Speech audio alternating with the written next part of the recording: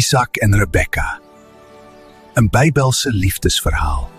Hallo, goed om jou te sien. Ek's Abraham en hier is my grootseun Isak. Hy's nou 'n man en ons moet vir hom 'n vrou soek.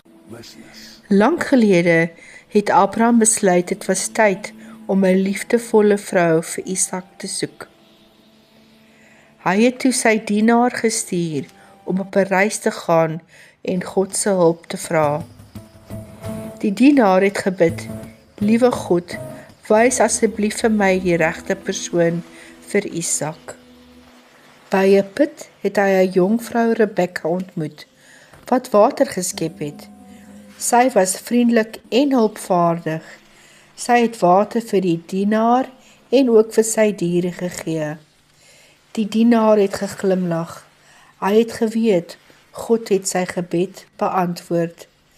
Rebekka was bly om te sien dat sy hart vol vreugde was. Dankie God, jy het my hierheen gebring. Jy het my gebed gehoor. Ek het Rebekka gevind. Jy is die perfek bruid vir my meester Isak. Neem my na jou familie, sodat ons dit kan bespreek. Ek wag al vir so lank.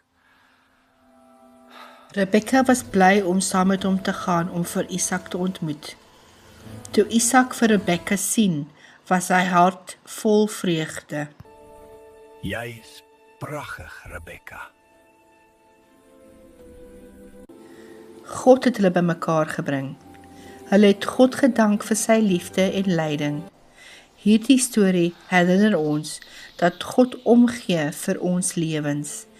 Hy hoor ons wanneer ons bid en hy lei ons sagkens op die regte pad. God is altyd by ons en hy lei ons met liefde. Amen. Dankie dat julle saam gekyk het. Onthou like en subscribe. Sien julle weer.